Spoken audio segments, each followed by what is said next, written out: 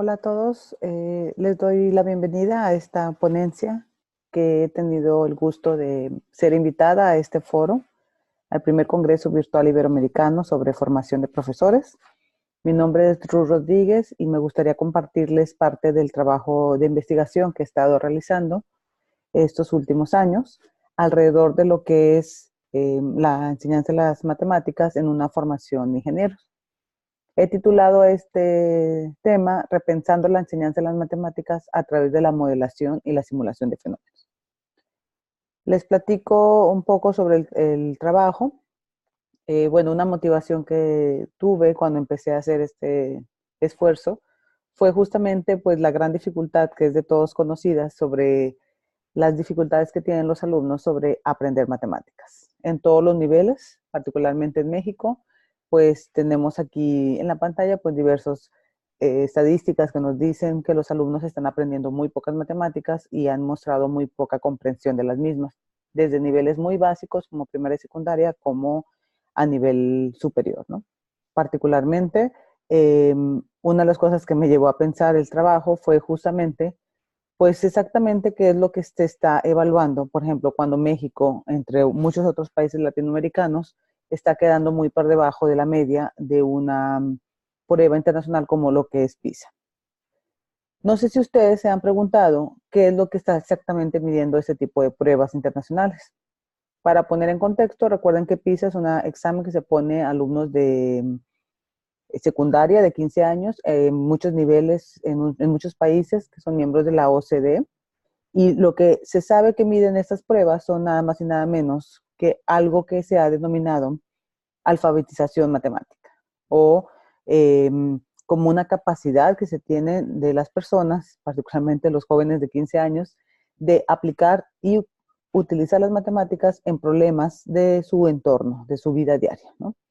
Entonces, más que saber que, bueno, efectivamente nuestros estudiantes tienen problemas para resolver ciertos problemas de la matemática, pues sobre todo no son capaces de saberla aplicar en problemas reales.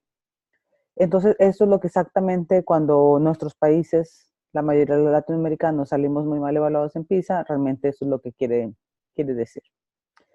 Entonces, en ese sentido, esa idea de alfabetización matemática hace un llamado a repensar justamente el tipo de matemáticas que se está dando en el aula de clases en todos los niveles y particularmente dentro de la matemática educativa se tiene un tema muy importante que hemos denominado modelación matemática. ¿Qué es la modelación matemática o qué significa modelar matemáticamente algo? Pues como lo muestra la figura, va a ser un ir y venir entre la realidad, en este caso la realidad del futuro ingeniero, y la matemática que hay pues en la ciencia formal y rigurosa, en los libros de texto, ¿no? Entonces, cuando le pedimos a los alumnos, al igual que las pruebas PISA, ¿qué significa que tú sepas matemáticas?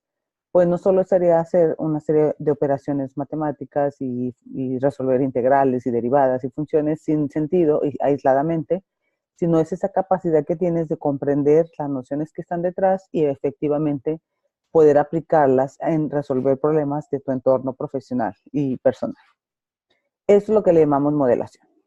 Primer punto importante que me gusta aclarar es que aquí estoy hablando como profesora de matemáticas de la modelación en un sentido más escolar. Es decir, por un lado están los expertos, los matemáticos, la gente que trabaja en la industria, que resuelve problemas muy, muy reales, muy complejos.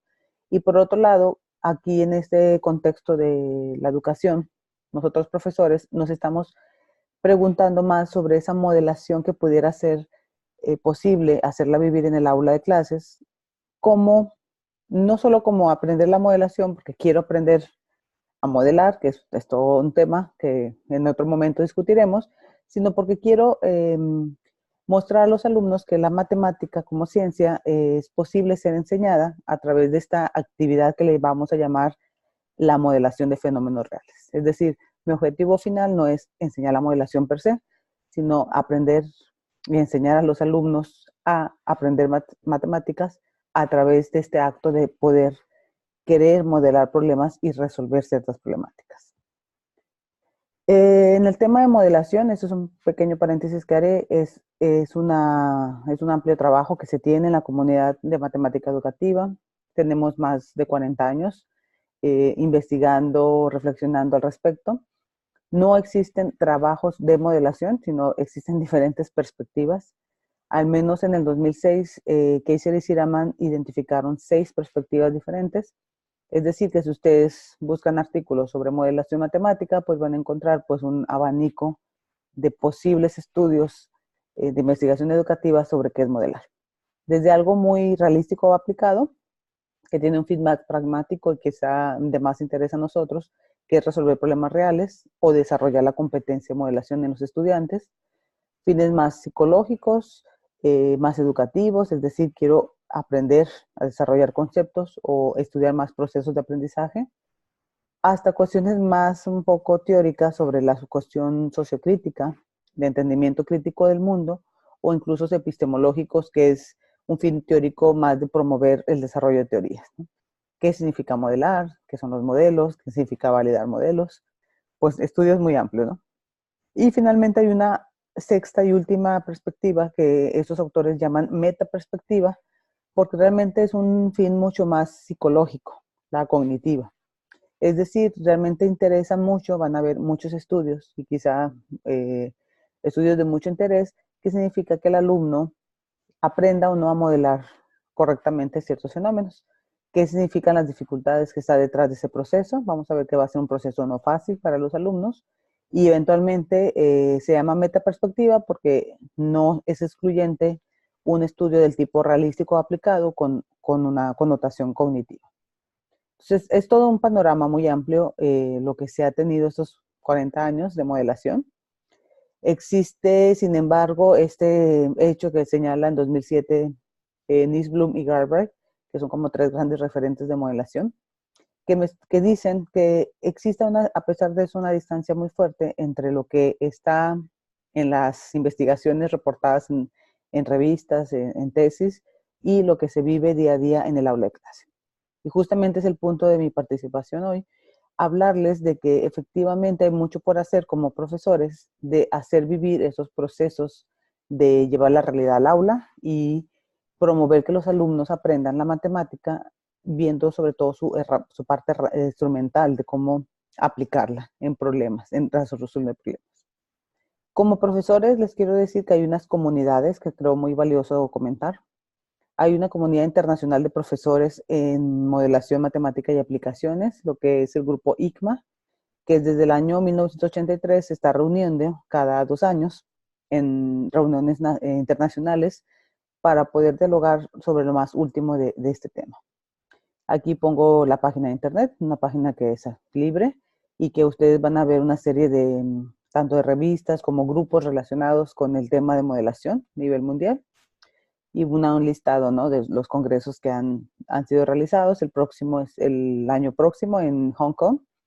Y bueno, pues me parece un buen referente para estar al tanto de la comunidad internacional. En Latinoamérica hemos hecho esfuerzos importantes. Hubo un grupo que vivió en el marco del RELME desde el 2008 al 2014, liderado por el doctor Francisco Cordero de Sinvestap, México, y a través de los cuales una serie de colegas, entre una buena parte mexicanos y otros tantos latinoamericanos, particularmente Chile, Jaime Mena, estuvo muy presente en esta primera reflexión de un grupo latinoamericano de qué significa modelar. ¿Qué es modelar en matemáticas? ¿Cuál es la relación con tecnología? Y sobre todo, ¿cuáles deberían ser los cambios curriculares para poder llevar la modelación al aula de clases? Fruto de ese trabajo, en el 2016, el doctor Jaime Rieta, mexicano igualmente, promueve un libro que parece una referencia importante desde el punto de vista español, de investigaciones latinoamericanas en modelación matemática. Y ahí vamos a poder ver colegas como Johnny Villa de Colombia, Fernando Cajas de Guatemala y pues otros series de mexicanos, bueno, que hemos intentado, el propio Jaime Rieta, reflexionar sobre cómo llevar la modelación al aula. Jaime Rieta, por ejemplo, tiene un estudio muy interesante en preparatoria, trabaja con los alumnos en modelado de fenómenos mecánicos de masas resortes en secundarias y en preparatorias. ¿Cuál es la importancia de estas redes? Bueno, que el problema es muy complejo y que no es posible poder pensar y aportar desde el punto de vista individual. Nosotros hemos evolucionado este grupo de modelación y hemos particularmente reunido una serie de colegas, también en el marco de RELME, desde el año 2016 justamente, sobre la formación de ingenieros. Es un grupo que se llama así, formación de ingenieros. La mayoría trabajamos en modelación matemática, pero principalmente hemos estado reflexionando sobre cómo llevar esto al nivel superior en facultad, donde los alumnos pues, van a ser futuros ingenieros, o sea, donde la modelación va a ser como un elemento, diría yo, central de lo que es su formación, y donde la matemática, obviamente, bueno, es muy importante que sea aprendida de manera adecuada, y sobre todo que no sea solo la parte conceptual, que son los objetos, sino también su aplicación en resolución de problemas eh, pues generales, ¿no? Entonces, la parte que me gustaría invitarlos a ser parte de este grupo. Al final de la sesión, pues les daré un poco más de información. Pero la idea básicamente es justamente reunir a profesores de matemáticas e investigadores de matemática educativa en Latinoamérica que estén interesados por el tema. Algunas de las preguntas que nos hemos planteado, pues son preguntas que siguen aún sin una respuesta completa, desde qué tipo de matemáticas debiese ser enseñada en las aulas en una formación superior para futuros ingenieros, y pues cuál es el rol que juega el ingeniero mismo en convertir ese saber práctico, el saber hacer, a un saber que pueda ser como conocimiento, ¿verdad? Que deba llevarse el aula. Y bueno, eso nos va a llevar al tema de modelación o modelización, como cuáles son las posibles modelizaciones que pueden dar lugar en el aula de clases. Quiero mencionar que esto no es una cuestión solamente de Latinoamérica o de México o de nosotros. A nivel mundial es tanto el grupo ICMA como otros grupos a nivel internacional, pues están constantemente preguntando al respecto. En octubre pasado tuve la oportunidad de participar en este encuentro en París, donde justamente, si notan, el nombre del evento se llamó Matemáticas como un puente entre diversas disciplinas, donde la parte modelación, interdisciplinar y complejidad se hizo presente, y sobre todo de empezar a repensar, como lo digo en el título de la plática, las posibles matemáticas que pudieran existir en el nivel superior, ¿no? Particularmente. Entonces, es un tema muy actual. Aquí pongo en esta diapositiva lo que es una acepción de modelación desde mis trabajos, de cómo se puede interpretar como un proceso donde partimos de un dominio real, que a veces dominio real lo pongo muy delgado porque realmente partimos de realidades más pseudoconcretas, es decir, de simplificaciones. Cuando le damos al alumno un texto, un escrito, un problema razonado en un párrafo, pues realmente le estamos dando como ya pequeñas simplificaciones de esta realidad que es compleja y muy abierta, y lo hacemos pasar a poder establecer lo que se llama el modelo matemático. Y generalmente no lo hacemos, la modelación, bueno, existen modelaciones al interior de la matemática, que son intramatemáticas, pero aquí las que más nos interesan son modelaciones de tipo extramatemática. Es decir, donde hay otra disciplina que no es la matemática misma, que está presente. Una disciplina por excelencia va a ser la física, puede ser la química, la biología, la parte económica, la parte social, donde el alumno deberá justamente transitar entre cada una de estas etapas. Cada cuadro es una etapa, y cada transición, parte de mis trabajos que he documentado es, pues existen dificultades de los alumnos para lograr avanzar de manera adecuada en cada etapa. El modelo matemático se entiende como una suma de representaciones posibles, desde lo analítico, lo gráfico, lo numérico, eh, también lo icónico. El modelo matemático es muy rico, no solamente es la parte simbólica, que obviamente es la ecuación, las funciones, las expresiones matemáticas, sino pues toda una riqueza donde también vamos a apuntalar que el alumno reconozca el modelo desde sus diversas representaciones. Y obviamente, como sabrán, pues una vez que se obtienen los resultados, hay que reinterpretarlos en el contexto disciplinar de la física, por ejemplo, y luego en el contexto de la realidad. Entonces, pues esto es una pequeña ponencia para invitarlos a leer un poco más sobre el trabajo que he hecho. Esta es una forma de ver la modelación. Cuando ustedes van a la comunidad y a leer más artículos, van a ver que hay muchas formas de ver la modelación.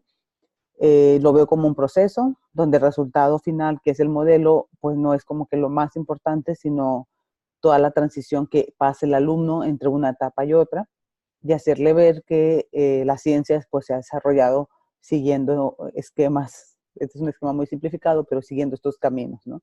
Y el ir y venir entre las diferentes etapas, pues es lo que va a hacer mejorar el ciclo, ¿no?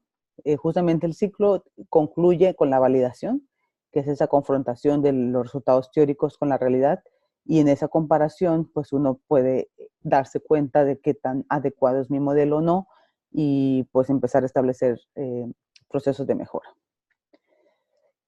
Antes de concluir ya sobre mi trabajo, les quiero hablar del TEC de Monterrey. El TEC de Monterrey es una universidad privada aquí en el norte de México. Es un conjunto de 26 campus, bueno, 31 anteriormente, ahorita nos estamos juntando más en 26 campus. Yo trabajo justamente al norte, que es el que está aquí en Nuevo León, que es la ciudad de Monterrey, que es el original. Y en realidad pues trabajamos de manera organizada. Es el instituto más importante de iniciativa privada en México. Y el corazón del TEC de Monterrey ha sido desde sus inicios la formación de recurso humano capacitado para poder trabajar en la industria y aportar lo que es pues, procesos de mejora, ¿no? Entonces el TEC nace desde el inicio con la intención de formar personal capacitado de punto de vista ingenieril, ¿no? Desde el 43 que nace hasta actualmente pues estamos en 2018. Algo interesante del TEC que pueda poder dar luz sobre lo que mostraré es que desde el año más o menos 95 ha promovido fuertemente pues modelos centrados más en el estudiante, modelos de aprendizaje activo, y últimamente pues estamos ahorita caminando justamente al modelo TEC 21 que lanzamos ahí por 2013 y que en agosto del próximo año se instaura en el Tecnológico Monterrey, una nueva forma de aprender en general, no solo la matemática y la ciencia. Parte de este saber hacer, sobre todo en cuanto a métodos y técnicas didácticas, pues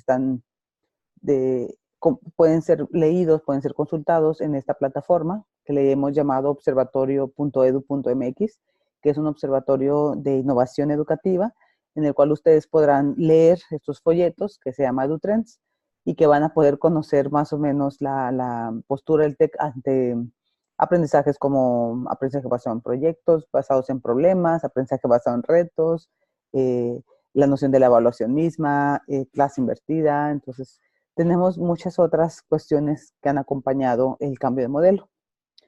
Recomiendo ampliamente la de aprendizaje invertido y la de educación basada en retos, que me parece que es esta. Creo que aportan de manera importante pues un replantear qué significa aprender hoy en día. La cuestión ingenieril va muy de la mano con mi primera participación sobre la cuestión de la alfabetización matemática que propone la OCDE, dado que el ingeniero también se está replanteando pues una nueva visión de la ingeniería. Todas las instituciones de educación superior en el mundo desde hace varios años están realmente reconsiderando el cómo formar a un ingeniero que va a ser un usuario de la ciencia y de la matemática en el siglo XXI. Y particularmente Burnham y Hill son dos de los autores en Reino Unido que desde 2008 ya habían hablado de esta idea del ingeniero global, donde al igual que los europeos, con este documento que se llama CEFI, que es la Sociedad de Ingeniería y la Formación para la Formación de Ingenieros, la Sociedad Europea para la Formación de Ingenieros, desde hace ya algunos años, 2016, están diciendo, bueno, quizá debamos desarrollar otro tipo de habilidades en los ingenieros más allá de las disciplinares. Entonces, rápidamente, un extracto de Bullard-Neal, lo que me están diciendo es que efectivamente hay un aprendizaje disciplinar que tiene que ver con que el ingeniero civil pues sepa obviamente de ingeniería civil, de la parte disciplinar, pero también de promover estas interacciones que van a estar muy fuertemente estudiadas en lo que se llama el aprendizaje basado en STEM, ¿no? En promover tanto la ciencia, la tecnología, la ingeniería matemáticas en su conjunto. STEM en sus siglas en inglés. Pero además de esta parte, lo que dicen esos reportes es que además debemos desarrollar otras habilidades genéricas como lo son el pensamiento holístico, la investigación crítica, el aprendizaje activo, la aplicación práctica del conocimiento y sobre todo, bueno, una mayor comunicación con las personas de tu entorno, mayor trabajo en equipo y pues generalmente por una empatía más hacia el otro, ¿no? Entonces, en el pasado esas habían sido consideradas habilidades genéricas como no tan importantes como las disciplinares. Lo que hoy se sabe, particularmente para los futuros ingenieros, es que ambas son importantes y que esta idea de no solo aprender lo disciplinar aislado, sino de verdad muy integrado, muy interconectado, eso puede ser de gran valor.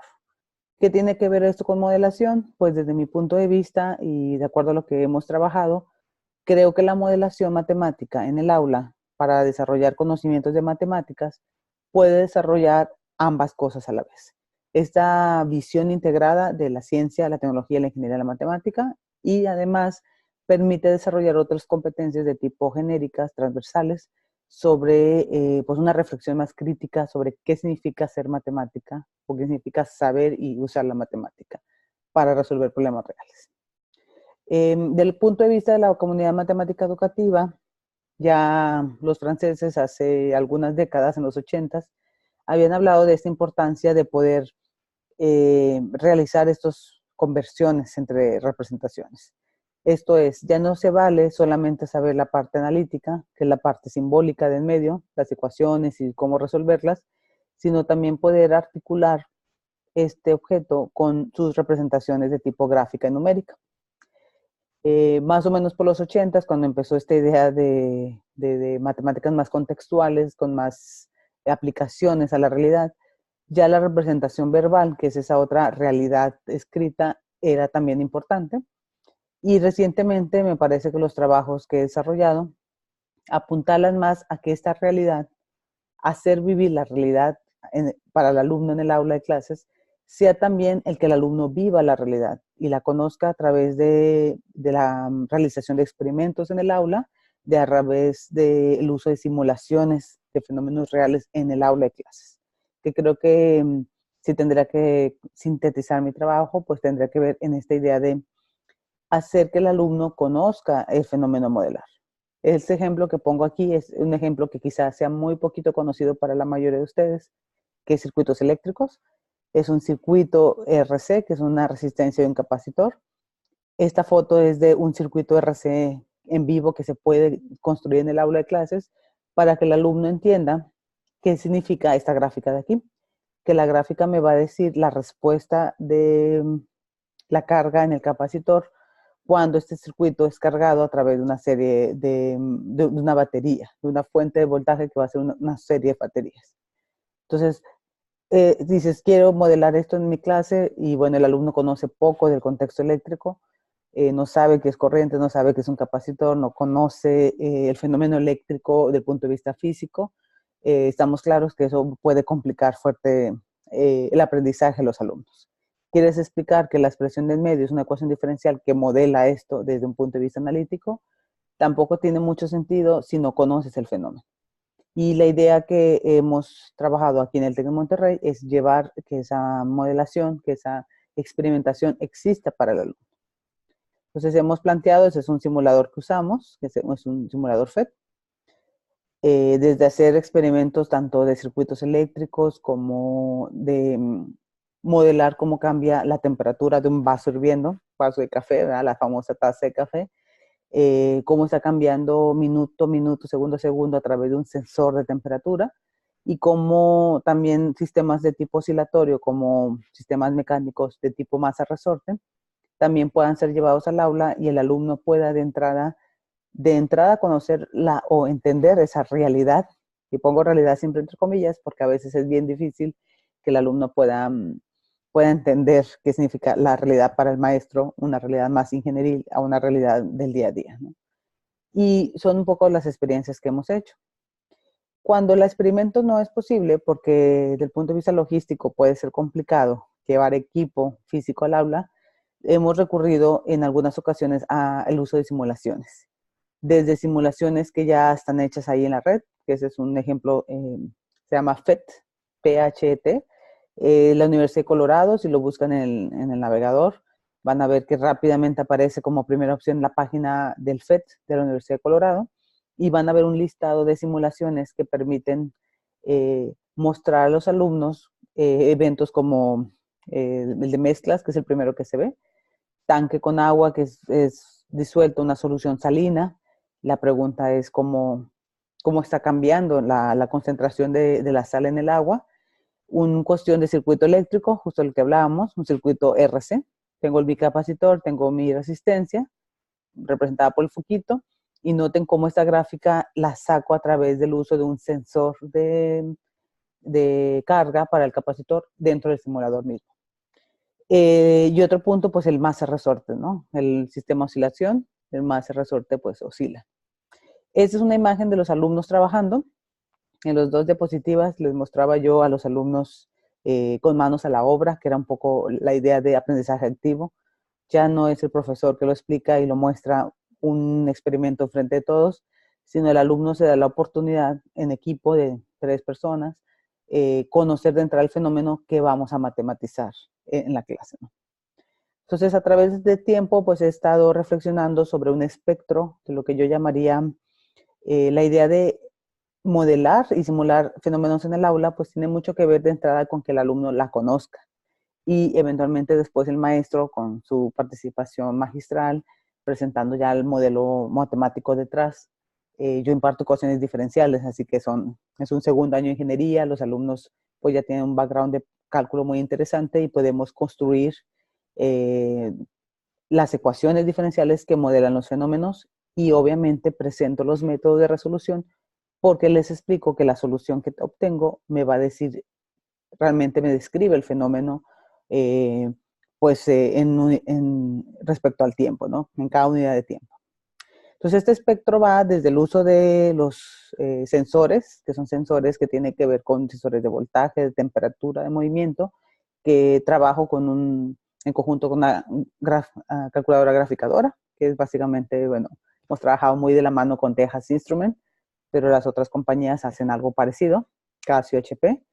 Hemos trabajado un poco con la idea de laboratorios remotos. Cuando no es posible ese tipo de cuestiones, trabajamos con videoanálisis, que es a través de un software que se llama Tracker. Y como lo dije, pasamos del espectro llevar el experimento al aula hacia una cuestión de simulación. Entonces, desde construir el experimento por los alumnos en la clase, la idea del laboratorio remoto la abordaré poco, pero es una iniciativa internacional.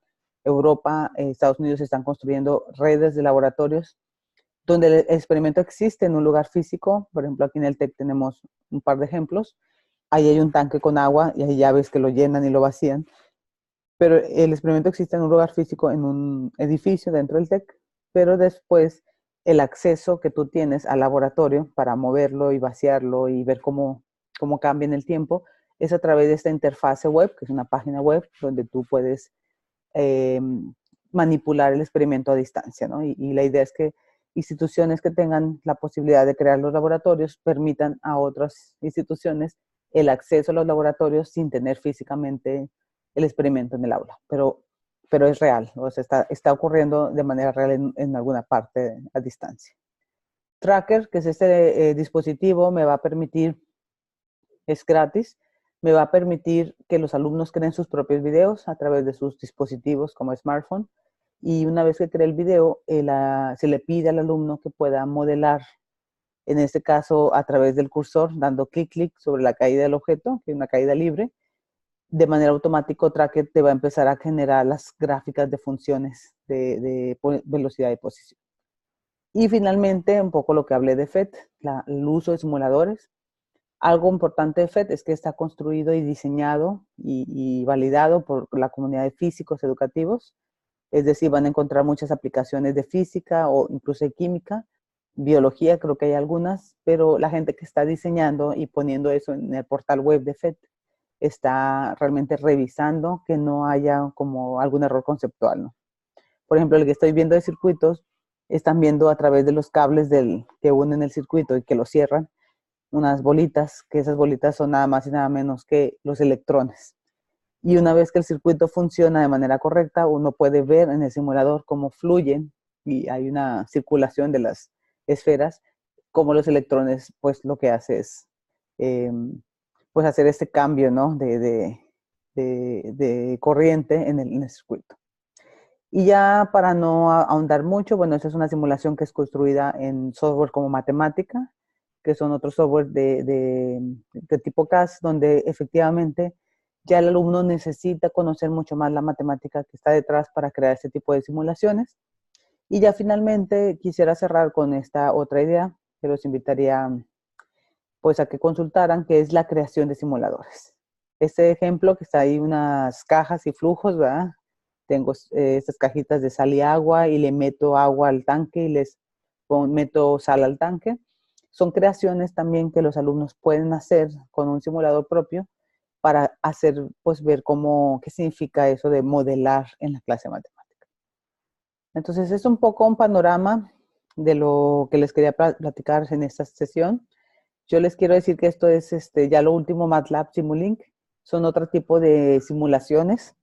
El espectro empieza con cosas muy sencillas que son experimentales y luego se mueve a cuestiones más técnicas que son más ingenieriles.